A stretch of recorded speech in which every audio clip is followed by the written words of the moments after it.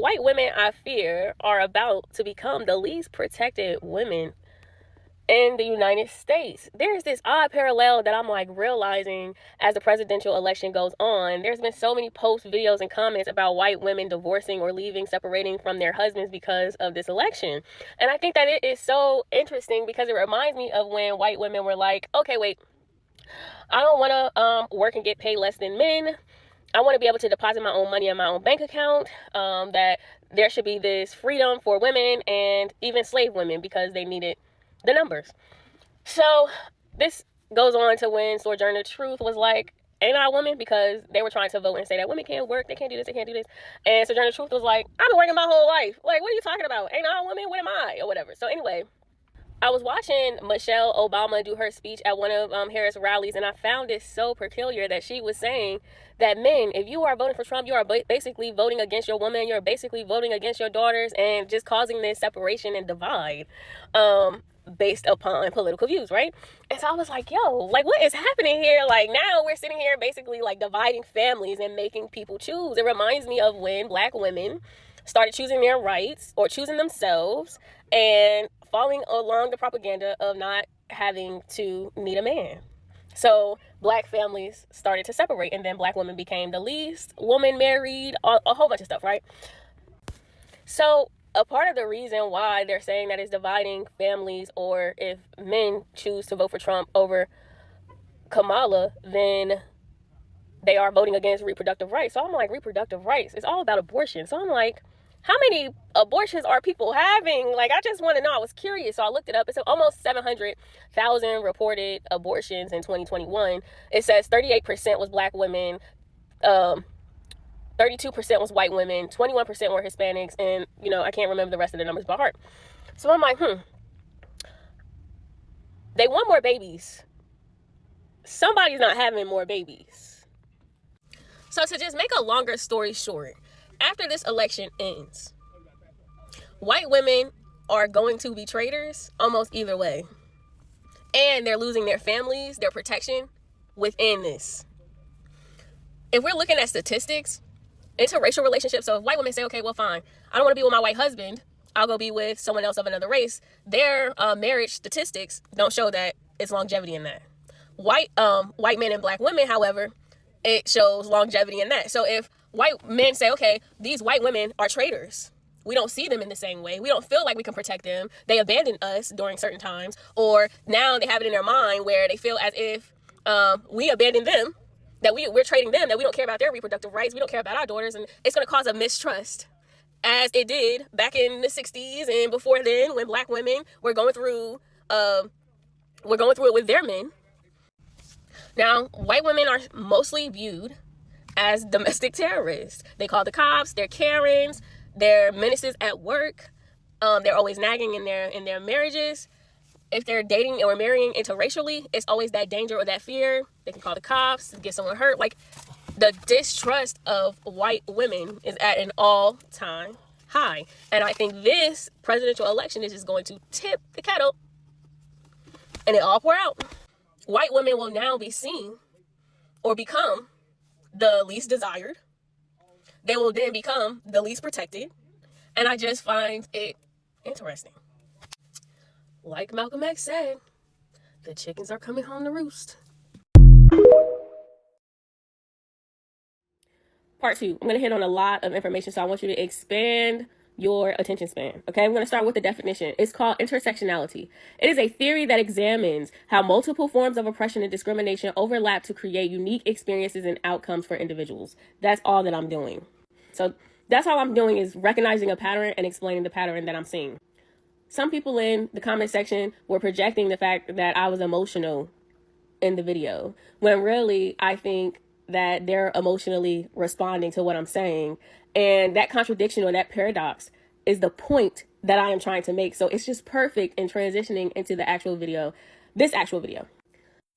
So like I was saying, I was seeing a lot of videos and comments on TikTok about white women saying that they are leaving, separating, and divorcing their husbands, their spouses, their boyfriends, etc.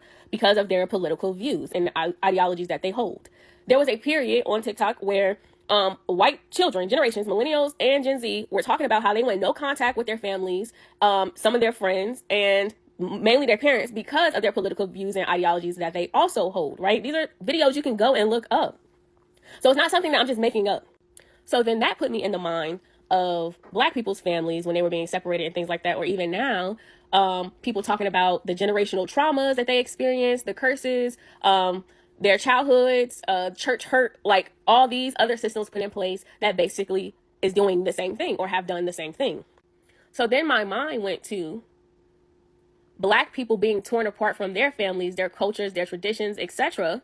during the slave trade, and just the systems that was put in place to keep our families, our men and women, like against each other, like a wedge was put in between us. And I'm like, Dad, this looks very similar and familiar.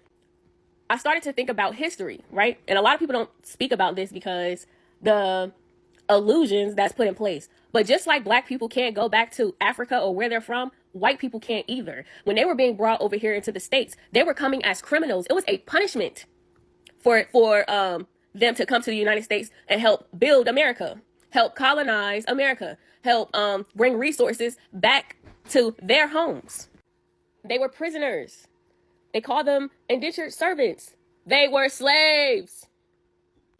The conditions were so bad here because they weren't familiar with the territory or the land. They didn't know what to eat or how to eat it. They didn't know how to grow. So they were like writing their families, pleading and begging to be able to come home. A lot of people didn't make it back home. They died. So the disconnect from where they were from and where they are now is equivalent, almost equivalent, to Black people not being able to go back to where they are originally from. Okay, now I want to skip to this. Most people think that white people are the highest point of the totem pole and that Black people are the lowest point, that there goes no further than white people. And let me just clarify how they even got their image, in my opinion. Like I previously stated, white people who came here to this country were prisoners. They were basically indentured servants. You can call them soldiers, right? In this war. They were going around to the Native Americans, following orders, doing what was said, because technically they were wardens of the state. What else you gonna do? You in a place you don't know, you don't have no food, no nothing. You are solely dependent upon these people that's in charge of you.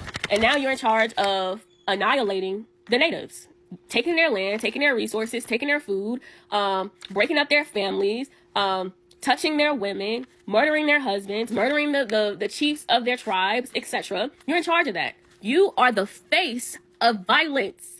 You terrorize people. So it appears to those who are not in charge, it appears to those who are victims, that you are in power because you are all they see. What people did not see was who was in control of you, who was in control of the white people.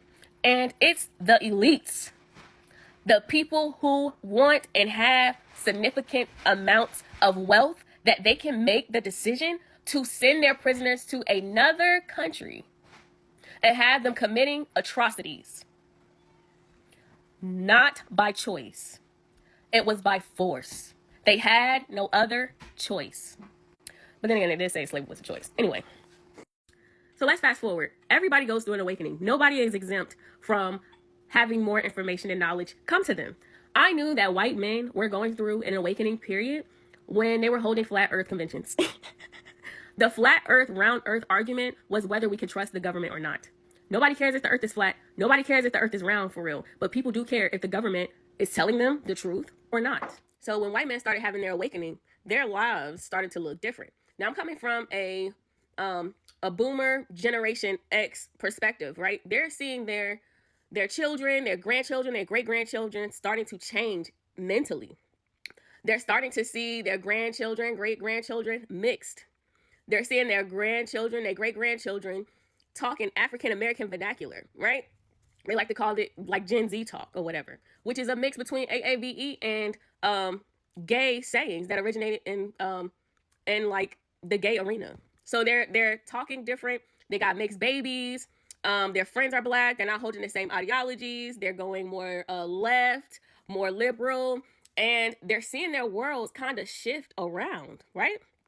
So it's kind of like the same thing with Black people, but on the opposite end, right? So you have like millennials, Gen Zs, they're looking at their parents and their grandparents like, Dad, y'all didn't teach us financial literacy. Y'all didn't teach us X, Y, and Z, how to actually be prepared in this world. And so they took it in their own hands and they started becoming business owners, financially literate. They started elevating their lives, buying homes, understanding the value of land, etc. So it's a shift in the Black community as well.